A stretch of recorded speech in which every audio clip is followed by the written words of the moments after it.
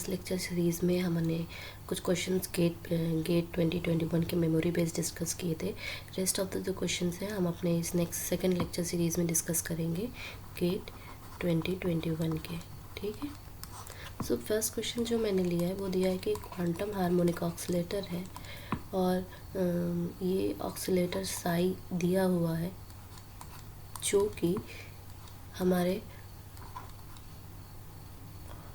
कि हमारे second state और फोर्थ स्टेट का कॉम्बिनेशन है। ठीक है, सेकेंड और फोर्थ आइगन स्टेट के कॉम्बिनेशन से बना हुआ है और दिया गया है कि ये हमें टाइम t पर वेव फंक्शन निकालना है जो कि ऑर्थोगोनल है इस टाइम 0 के साथ। ठीक है, टाइम t निकालना है और जो कि ऑर्थोगोनल है और ये दोनों इसके कॉम्बिनेशन से बने हुए हैं।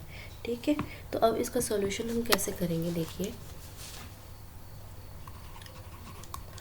हम जानते हैं कि जैसे ही इसको हम e⁻⁻ℏ जो हैमिल्टोनियन है t/h कट से मल्टीप्लाई कर देंगे तो वो उसका टाइम के अप्रॉक्सीमेटली t टाइम पर होगा। ठीक है, तो हम कैसे कर सकते हैं,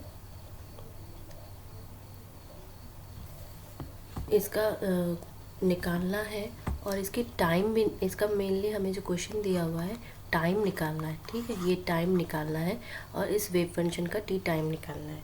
तो इसको कैसे सॉल्व करेंगे, पहले तो हम इसको लिख लेते हैं टाइम t पर, जो कि फाई 2 से बना हुआ है e⁻⁻e2t/h कट प्लस इसके कॉम्बिनेशन से बना है फोर्थ स्टेट के, तो e⁻⁻iet/h कट। ठीक है, फिर हम बोल रहे हैं क्या, ये हमारे ऑर्थोगोनल स्टेट है। ऑर्थोगोनल स्टेट के होने के कारण देखिए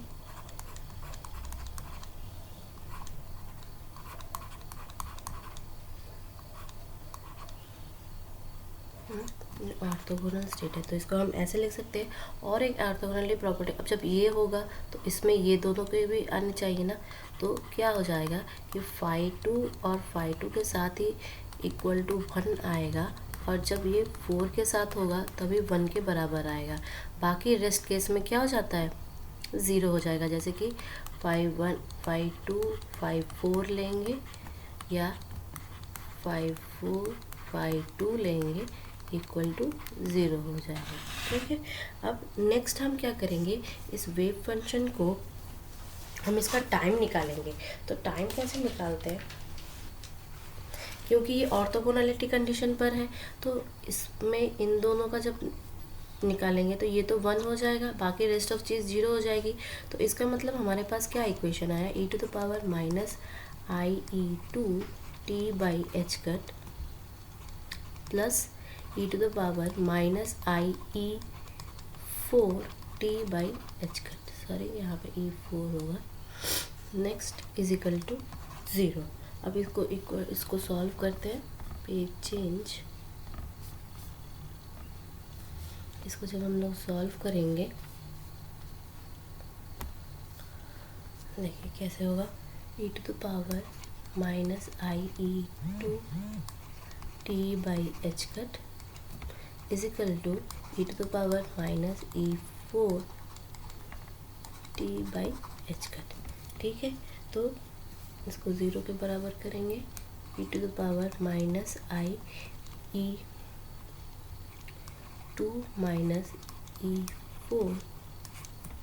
e4t/h cut is equal to 0। नहीं सॉरी, इसको इक्वल टू i जो है 2π/1 कर सकते हैं, क्योंकि ऑड और इवेंट वाला जो प्रॉब्लम होता है वो इस तरह के होते हैं। तो अब फाइनली हमें क्या मिलेगा कि n अगर 0 कर देते हैं यहाँ पे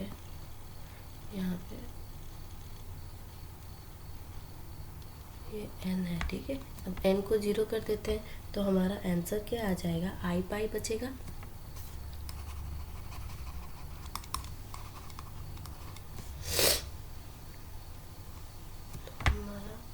आंसर बचेगा e to the power minus i e2 minus e4 t by h cut is equal to e to the power i pi. अब इसको कैसे सॉल्व करेंगे, आई काट देंगे तो हमारा बचेगा e4 माइनस e2 यहाँ पे t by h cut is equal to pi बचेगा। तो इजीली हम लोग निकाल। और एक चीज़ और है कि किसी भी क्वांटम हार्मोनिक ऑक्सीलेटर का क्या होता है एनर्जी फंक्शन, ई एन किसी स्टेट के लिए n plus 1/2 H cut omega होता है क्वांटम हार्मोनिक ऑक्सीलेटर का। तो इसी तरह हम E2 स्टेट का निकाल सकते हैं 2 plus 1/2 H cut omega is equal to 5/2 H cut omega. और E4 क्या हो जाएगा 4 plus 1/2 H cut omega is equal to 9/2 H cut omega.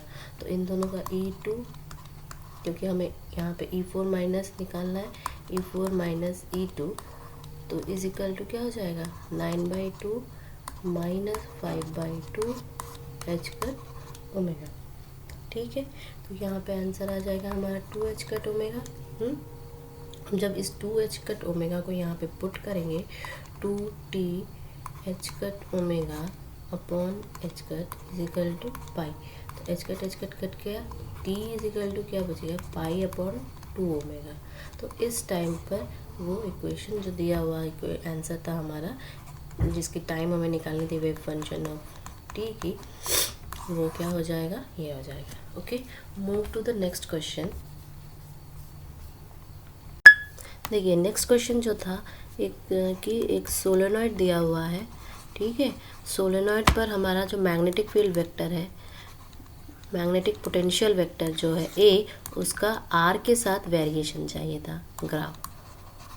ठीक है, मीन्स ए वर्सेस आर की ग्राफ चाहिए थी। तो उसका नेचर कैसा होगा, देखिए इस क्वेश्चन को हमें सॉल्व करने के लिए क्या करना पड़ेगा कि पहले तो हम ये जानते हैं कि सोलेनॉइड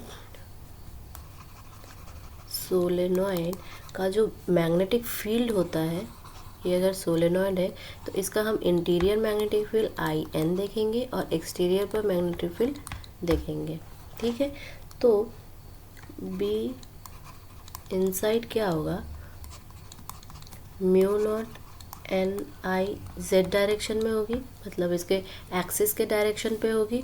और बी आउट जैसे ही हम देखेंगे तो वो क्या हो जाती है, ज़ीरो हो जाती है। एन क्या है, सोलेनॉइड की नंबर ऑफ टर्न्स है, number of turns in solenoid. ठीक है, तो इसके हिसाब से जैसे ही हम बी आउटपुट देखेंगे क्या हो जाएगा,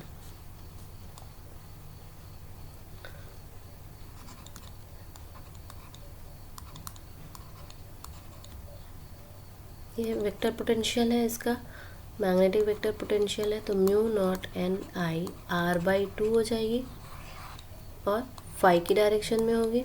लेकिन बी आउट कभी भी ज़ीरो नहीं होगा, बी आउट क्या हो जाएगा, mu naught N I A square upon 2r।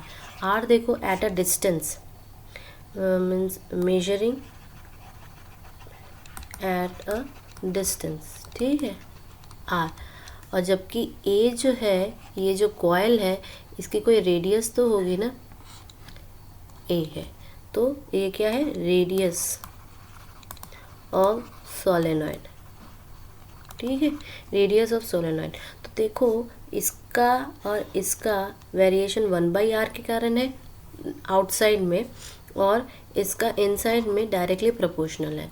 तो अगर हम इसकी ग्राफ खींचना चाहेंगे तो किस टाइप की होगी इसकी ग्राफ, पहले तो वो डायरेक्टली प्रोपोर्शनल जा रहा है, फिर जहाँ पर ही दोनों पॉइंट इक्वल हो जाएंगे वहाँ से क्या हो जाएगा, 1/r की तरह ग्राफ बिहेव करने लगेगा।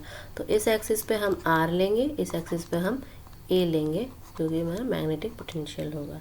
ठीक है, चलते हैं नेक्स्ट क्वेश्चन की तरफ।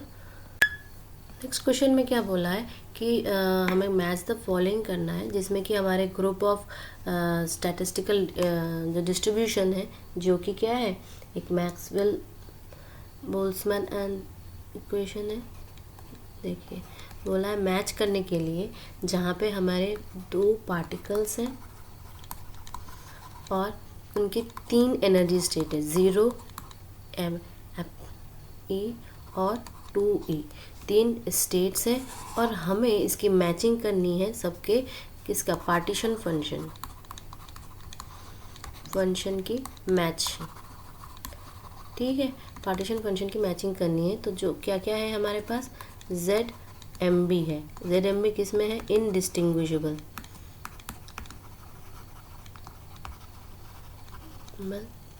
पार्टिकल्स है, ठीक है। अब इसके लिए जो होगा, देखिए इसके लिए हम कैसे निकाल सकते हैं, एक तो हम ये जानते हैं कि जितने पार्टिकल्स है उसका 1/फैक्टोरियल निकालते हैं, 1/n फैक्टोरियल, n यहाँ पे 2 है तो 1/2 हो जाएगा, ठीक है। 2 फैक्टोरियल इज इक्वल टू 1/2। अब हमारे जितने ऑप्शन है उसका 1/2। और दूसरी बात क्या है कि पार्टिकल इनडिस्टिंग्विशेबल है,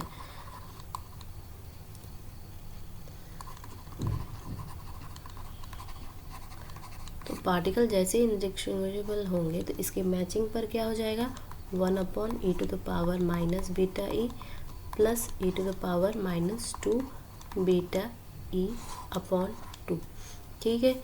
दूसरा हमारा क्या होगा, ये तो पहला था, दूसरा जो स्टैटिस्टिक दिया हुआ है वो क्या है,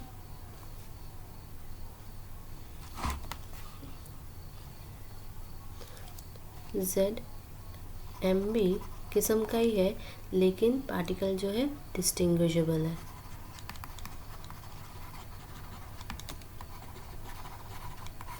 ठीक है। तो इसके लिए क्या होगा,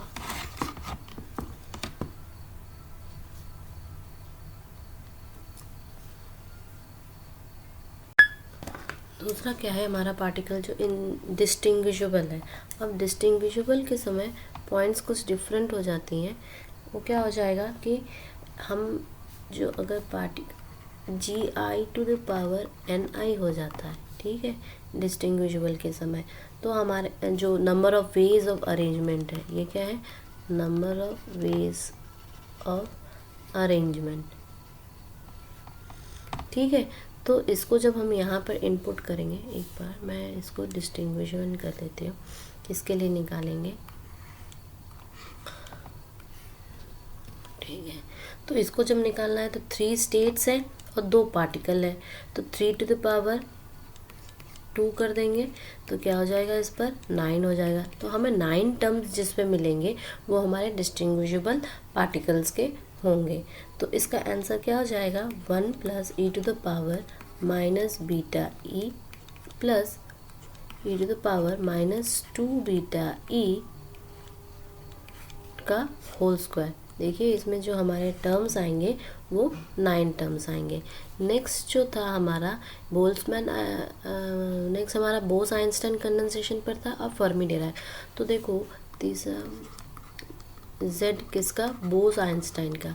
तो बोस आइंस्टाइन में जो हम अरेंजमेंट के नंबर ऑफ वेज होते हैं वो क्या होते हैं, ni -gi-1 का फैक्टोरियल अपॉन ni gi-1 का फैक्टोरियल, ठीक है। तो ये क्या हो जाएगा, 4 factorial upon 2 factorial into 2 factorial.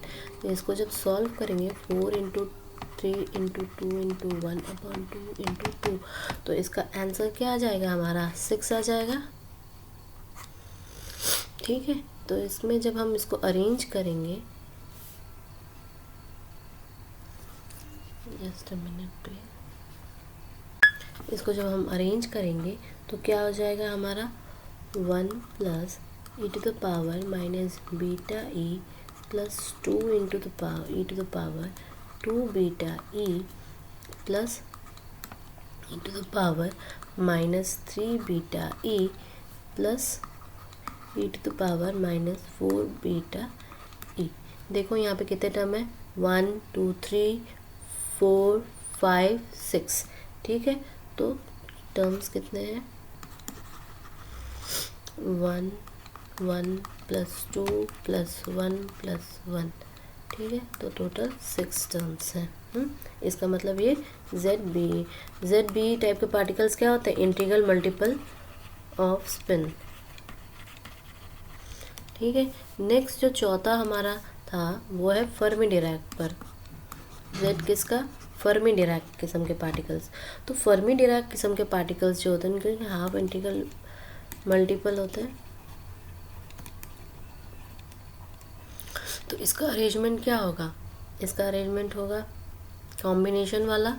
ठीक है, तो इसके कॉम्बिनेशन का अरेंजमेंट हम किस तरह से देख सकते हैं, देखिए NCI पर एक सेकेंड चेंज है।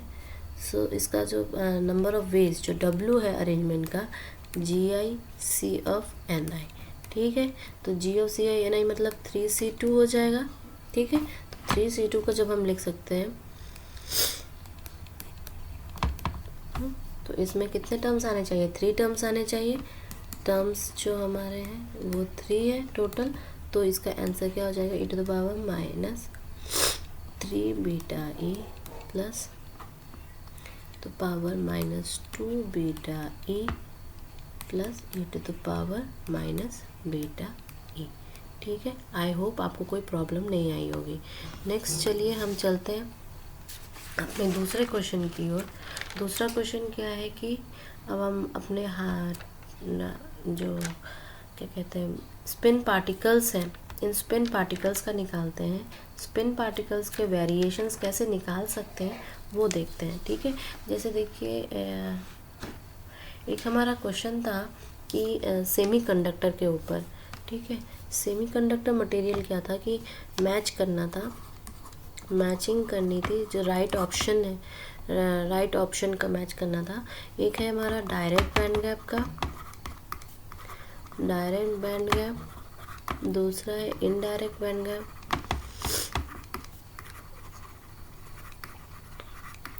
और एक है कि जो हमारी कंडक्टिविटी है वो इंक्रीज करेगी। ठीक है, सॉरी कंडक्टिविटी का डिक्रीजन था टेम्परेचर के वेरिएशन के साथ, राइट। कंडक्टिविटी डिक्रीज करेगी एक बार टेम्परेचर इंक्रीज करने पर, कंडक्टिविटी डिक्रीज करेगी टेम्परेचर डिक्रीज करने पर। ठीक है, तो देखो डायरेक्ट बैंड गैप का क्या होता है। डायरेक्ट बैंड गैप किस्म के जो पार्टिकल्स होते हैं उनका जो एक हमारा ऑप्शन था कि सिलिकॉन या गैलियम आर्सेनाइड। तो सिलिकॉन और gallium arsenide direct band gap के जो होते हैं, जो मिनिमा होता है किसका, कंडक्शन बैंड का, और जो मैक्सिमा होता है किसका, वैलेंस बैंड का, ये दोनों कॉन्साइड करते हैं। ठीक है, कॉन्साइड करते हैं। तो हमारा जो सिलिकॉन है वो किस किस्म का है, डायरेक्ट बैंड गैप का, जबकि इसका ऑपोजिट होता है इनडायरेक्ट बैंड गैप का। अब ये कौन से कॉन्साइड करते हैं, के वेक्टर जो है वेव वेक्टर वो कॉन्साइड करता है। तो इनडायरेक्ट बैंड गैप किस्म के जो होते हैं गैलियम आर्सेनाइड होते हैं। ठीक है, एक बार याद रखना कि जो डायरेक्ट बैंड गैप होते हैं इनके इस नेचर के वजह से हम इसको लेज़र में यूज़ करते हैं। ठीक है, लेज़र में यूज़ करते हैं इसका गैलियम। अब देखो जो मेटल के केस में होता है, मेटल के केस में कंडक्टिविटी डिक्रीज करने लगती है मेटल। ठीक है, ये सही होगा क्योंकि, और दूसरा क्या है कि सेमीकंडक्टर में कंडक्टिविटी डिक्रीज करने लगती है टेम्परेचर के इनके बाद, नॉट, ये रॉन्ग आंसर होगा। बिकॉज सेमीकंडक्टर की जो प्रॉपर्टी होती है वो क्या होती है, conductivity increases with temperature increase. ठीक है, ये सेमीकंडक्टर्स की प्रॉपर्टी होती है। दूसरा हमारा एक क्वेश्चन था किसके ऊपर, कॉम्प्लेक्स नंबर्स के ऊपर क्वेश्चन है, कॉम्प्लेक्स नंबर के ऊपर, जो कि कॉची थ्योरम्स का अप्लाई करेंगे। कॉचीज थ्योरम का अप्लाई करने पर क्या दिया हुआ है कि एक हमारा इंटीग्रल दिया हुआ था। ठीक है, क्लोज लूप में dz upon z minus n का होल स्क्वायर प्लस पाई का स्क्वायर, जिसमें जो हमारा लूप जाएगा वो क्या है, सेमी सर्कल के ऊपर। ठीक है। जो सर्कल हमारा कॉची का बनेगा वो सेमी सर्कल है एंटी क्लॉकवाइज डायरेक्शन पर, ठीक है। अपर हाफ ऑफ सर्कल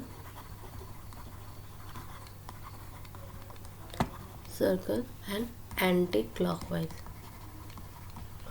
तो इस इंटीग्रेशन का वैल्यू क्या होगा, इस इंटीग्रेशन की वैल्यू क्या होगी, ठीक है। तो हम देखो इसको कैसे सॉल्व करते हैं। चलिए, एक तो हम जानते हैं कि किसी z को लिखने का क्या तरीका था, x प्लस आई वाई होता है, ठीक है। और ये किसके, अब हमारा इंटीग्रेशन जो दिया हुआ है वो क्या लिख सकते हैं हम, summation n is equal to 1 से लेके n तक, और ये हमारा प्लेन है, ठीक है। Upper half plane of circle plane है। नेक्स्ट देखो इसको, अब हम नीचे के रूट्स निकालेंगे।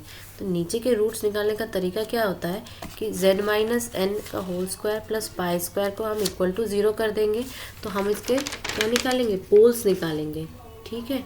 लिख लो, टू फाइंड द पोल्स। कैसे निकाल सकते हैं पोल्स, निकालने का तरीका क्या होता है कि z माइनस एन का होल स्क्वायर प्लस पाई का स्क्वायर इज इक्वल टू 0। और हम निकाल सकते हैं कि z माइनस एन का whole square is equal to minus of pi square. दोनों का अंडर रूट निकाल लो, z minus N is equal to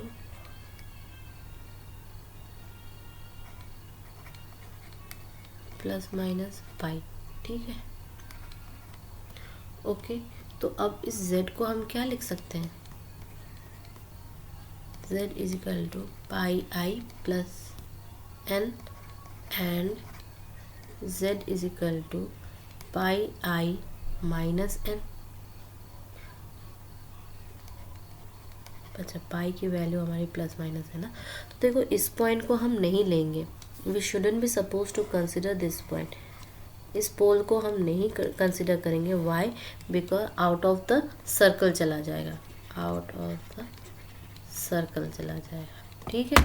तो अब देखो इसका इस्तेमाल करेंगे हम, अपना कौन सा लेंगे, इस पॉइंट को लेंगे, ठीक है, एन प्लस पाई आई। ओके, चलो नेक्स्ट देखते हैं। नेक्स्ट क्या होगा, अब हम इसको रेसिड्यू निकालेंगे। रेसिड्यू कैसे निकालेंगे, नाउ z हमारी कौन सी वैल्यू लेंगे, पहले तो z की जो वैल्यू लेंगे वो है, लिख लेते हैं plus pi. Now find the residue. Residue निकालने का तरीका क्या होता है, limit z tends to z0। z0 जो है हमारी पोल है, पोल पर, ठीक है, और z minus z0 upon f of z। तो फंक्शन क्या था हमारा, तो इसको अगर लिख सकते हैं equal to limit z tends to pi I plus n z minus z0, और फंक्शन लिख लेते हैं, ठीक है। तो ये कहाँ से, पीछे से हम अपना फंक्शन को लाते हैं, यहाँ पे z0 की वैल्यू ये पुट कर देना, ठीक है। तो कुछ नहीं, सबसे रिलेटेड राइटिंग अरेंजमेंट है। Limit z tends to pi I plus n, यहाँ पर z minus pi I minus of n into bracket खोल लो 1 अपॉन, नीचे वाले को याद है ना हम लोग पार्शियल डिफरेंशिएशन कैसे लिखते हैं, या ओपन कर लो इसके ब्रैकेट को, फैक्टराइज कर लेना है, minus N plus pi I into z minus N minus pi I, ठीक है। तो ये वाला पॉइंट कट जाएगा इसके साथ, तो हमारा क्या बचा, 1 अपॉन पाई आई माइनस एन प्लस पाई आई। तो एन तो कैंसिल हो जाएगा, 1 अपॉन 2 पाई आई बचा, ठीक है। और ये भी देखेंगे कि ये डिपेंड नहीं कर रहा है n के ऊपर, 1 upon 2 pi I and not depend on n। तो हम जो इंटीग्रल की वैल्यू है अब हमारी, देखो कैसे सॉल्व करेंगे, तो इंटीग्रल की जो वैल्यू है वो क्या हो जाएगी, 2πi टाइम्स हो जाती है, और जो हमारा रेसिड्यू निकलता है 2πi, तो काट पीट के क्या हो जाएगा, 1 आ जाएगा। तो क्योंकि हमें इसे 0 to 5 टाइम्स ले जाना है, इसलिए इसका आंसर क्या हो जाएगा,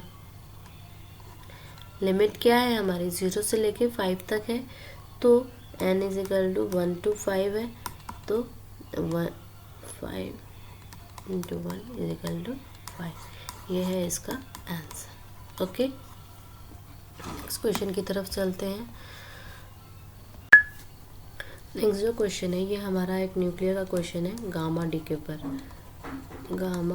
डीके पर क्वेश्चन है, जिसमें दिया हुआ है क्या कि इलेक्ट्रिक डाइपोल का ट्रांजिशन हो रहा है, इलेक्ट्रिक डाइपोल ट्रांजिशन हो रहा है। ओके, इलेक्ट्रिक डाइपोल का ट्रांजिशन हो रहा है E1, जो कि इनिशियल कंडीशन है,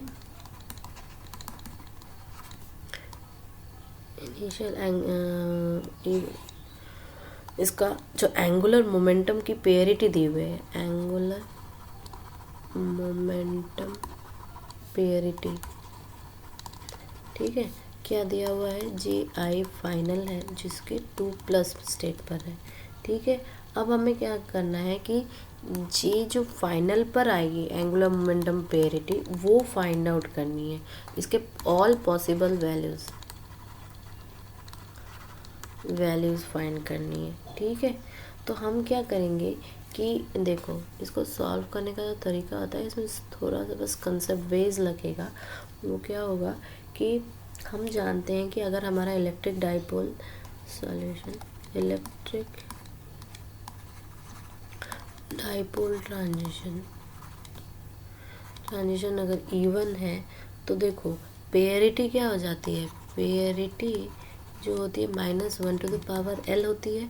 तो L यहाँ पर क्या है, E1 पर स्टेट पर है, तो L हमारा 1 स्टेट पर होगा, तो यहाँ पे -1 हो जाएगा। ठीक है, दूसरा हम क्या करेंगे कि गामा स्टेट का ट्रांजिशन है, तो Ji पेयरिटी जो है वो क्या दी हुई है, 2+ दिया हुआ है, तो और पेयरिटी जो होती है गामा ट्रांजिशन की, पाई फाइनल और पाई गामा, पेयरिटी है तो मल्टीप्लिकेटिव होगा, multiplicative operator is equal to parity. ठीक है, पेयरिटी एक मल्टीप्लिकेटिव ऑपरेटर होगा, तो देखो फाइनल जो होगा वो +1 होगा, दूसरा पाई गामा और -1। ठीक है, तो ये हमें क्या बोल रहा है कि पाई गामा जो होगा वो -1 होना चाहिए, पाई गामा -1 होना चाहिए। तो देखो हम अपने जो सारे ऑप्शंस है उसमें क्या है कि पहला तो इनिशियल हमारा 1/2 का है, 1/2 है, सॉरी जो इनिशियल है वो +2 पर है।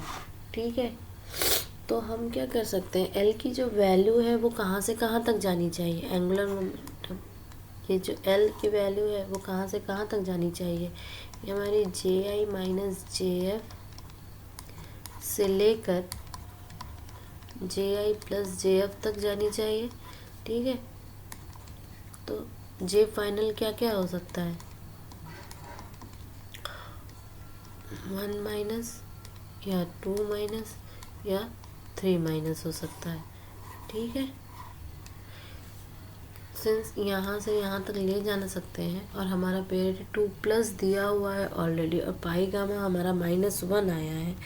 ठीक है, पाई गामा की पेरिटी -1 आई है, इसलिए सारी चीज़ें -1 पर होगी। चलो दूसरा क्वेश्चन देखते हैं, सेमीकंडक्टर पर है। दूसरा क्वेश्चन हमारा सेमीकंडक्टर पर है, और दिया हुआ है क्या कि इफेक्टिव मास की जो रेशियो है, इफेक्टिव मास की जो रेशियो है, क्वेश्चन ऑन सेमीकंडक्टर। ठीक है, इफेक्टिव मास रेशियो किसका, इलेक्ट्रॉन का होल्स के साथ। ठीक है। रेशियो 11:2, 11:2 दिया हुआ है। और इसके रिलैक्सेशन टाइम दिया हुआ है जो कि हमारा होल्स का इलेक्ट्रॉन के साथ है, tau of holes upon tau of electrons is equal to 1:2 दिया हुआ है। और हमें फाइंड क्या करना है, रेशियो ऑफ मोबिलिटीज़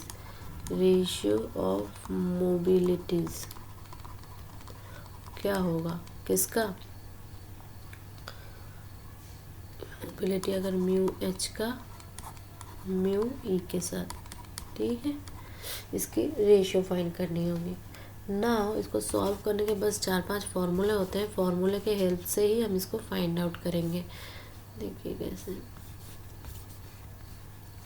देखो एक फार्मूला जो होता है ड्रिफ्ट वेलोसिटी का फार्मूला क्या होता है, J/NE। और इसको हम क्या लिख सकते हैं, J को सिग्मा E/NE, ठीक है। ये क्या हो जाती है, कंडक्टिविटी, ये हो जाएगी इलेक्ट्रिक फील्ड, ये होगी चार्ज। और दूसरा हम रेजिस्टिविटी जो है रो लिख सकते हैं M/NE² टाउ क्या है, हमारा रिलैक्सेशन टाइम। और म्यू को हम लिख सकते हैं VD/E, ठीक है। इन सारों को जब VD के जगह पर पुट कर देते हैं तो सिग्मा/NE बन जाता है। इस NE को यहाँ से ले आते हैं तो हमारा क्या बन जाएगा, 1/NE रो बन जाएगा, ठीक है। तो फाइनली जब म्यू का टर्म आएगा वो कौन से रिलेशन में आएगा, E/τ/M आ जाएगा। म्यू का जो रिलेशनशिप आएगा E/μ/τ आ जाएगा। अब इसमें सारी चीज़ें हम पुट कर देंगे जो कि हमारी क्या है, μH/μE माइनस निकालना है। तो इसको क्या कह देंगे, E/τH/M⁻MH अपॉन E/τ/E-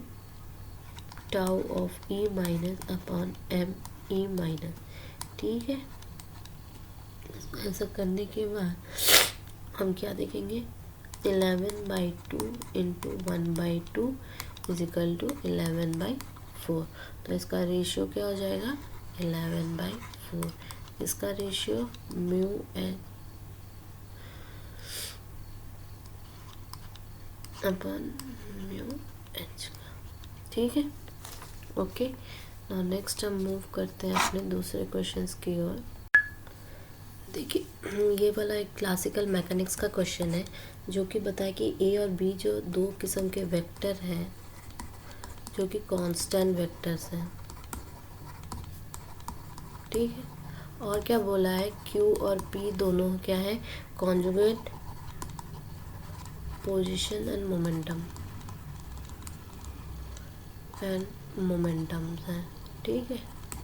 दिया क्या है क्वेश्चन में कि Q जो है वो A.P है एंड P जो है वो क्या है, P.R है, ओके।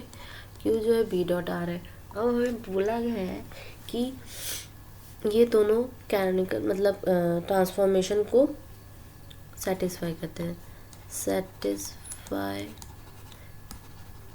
कैनोनिकल ट्रांसफॉर्मेशन, ठीक है। इसको सेटिस्फाई करते हैं। देन निकालना क्या है, A.B निकालना है,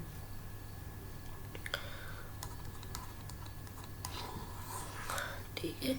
अब देखो इसका सॉल्यूशन निकालना बहुत इजी है क्योंकि हम जानते हैं सॉल्यूशन।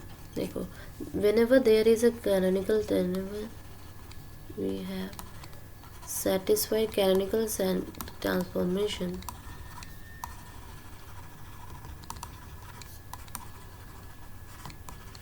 कैनोनिकल ट्रांसफॉर्मेशन को सेटिस्फाई करेंगे तो हमारा ये जो formula dQ/δQ δP/δP minus δQ/δP δP/δQ ये इक्वल टू 1 होगा, ठीक है।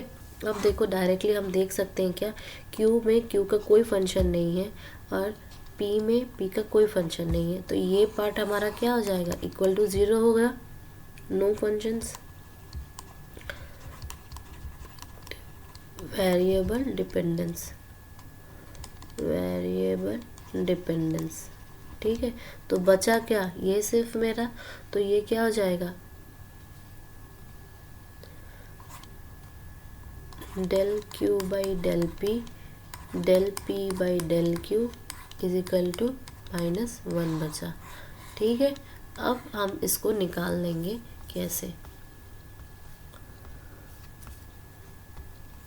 निकालेंगे, अगर हम सोचो Q क्या दिया हुआ है, A को हम तोड़ सकते हैं किसमें इसके कंपोनेंट्स में तोड़ सकते हैं। ठीक है, AXI plus AYJ plus AZK and B को भी हम उसके रेस्पेक्टिव कंपोनेंट्स में तोड़ सकते हैं, BXI plus BYJ plus BZK में तोड़ सकते हैं। और दूसरा क्या बोला है कि Q is equal to A dot P है, तो ये क्या हो जाएगा, AX PX plus AY PY plus AZ PZ। ठीक है, और दूसरा क्या है, P है, P क्या है, B डॉट R है, तो इसके कंपोनेंट्स में तोड़ सकते हैं, BXX plus BYY plus BZZ। ठीक है, तो जब हम del Q by del PX निकालेंगे तो क्या हो जाएगा, AX हो जाएगा। Similarly del Q by del PY निकालेंगे, AY हो जाएगा। Similarly del Q by del PZ निकालेंगे तो AZ हो जाएगा। उसी तरह हमारे P के कंपोनेंट्स आ जाएंगे,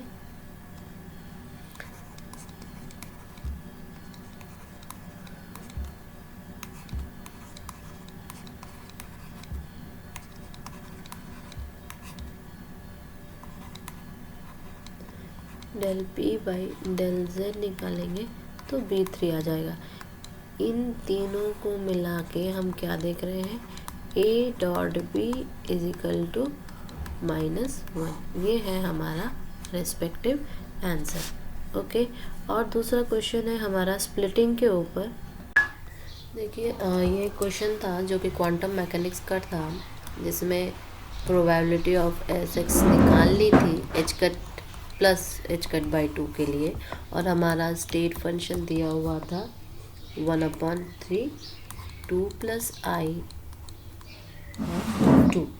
ठीक है, तो हम जानते हैं कि जो आइगन वैल्यूज़ होती है किसकी, SX की, इसको सॉल्व करने का तरीका है प्रोबेबिलिटी निकालनी है।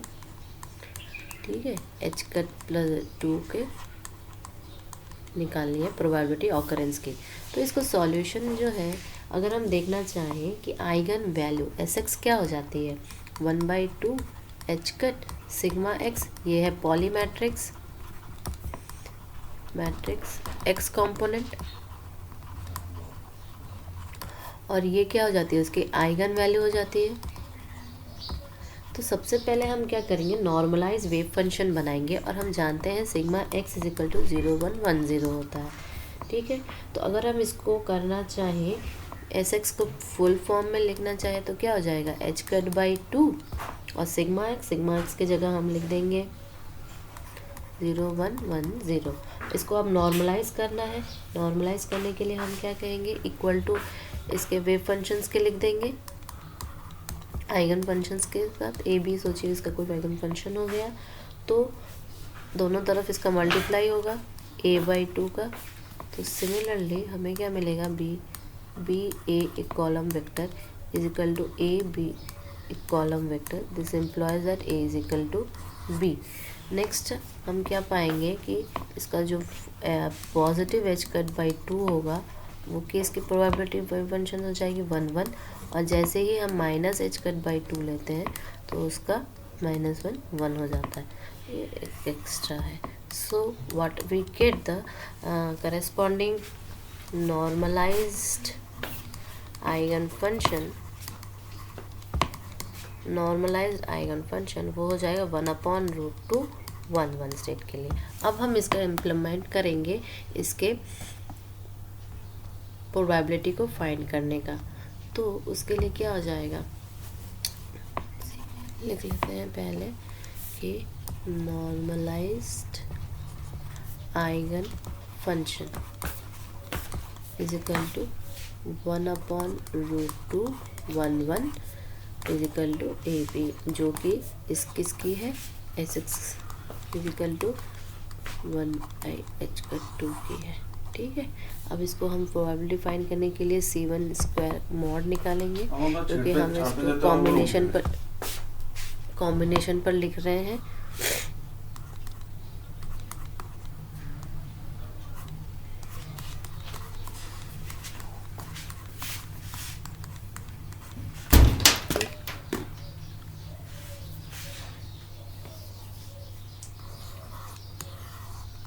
ठीक है. तो इसका क्या हो जाएगा 1/√2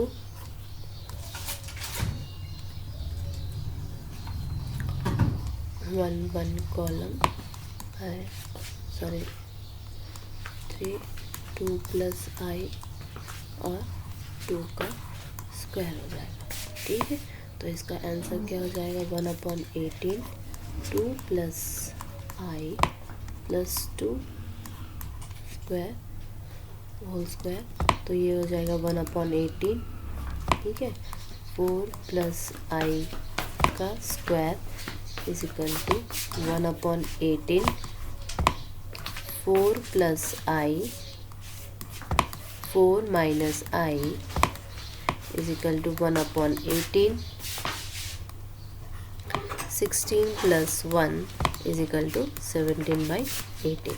तो इसकी प्रोबेबिलिटी जो है एस एक्स की एच कट बाई 2 आने की ये होगी. ओके.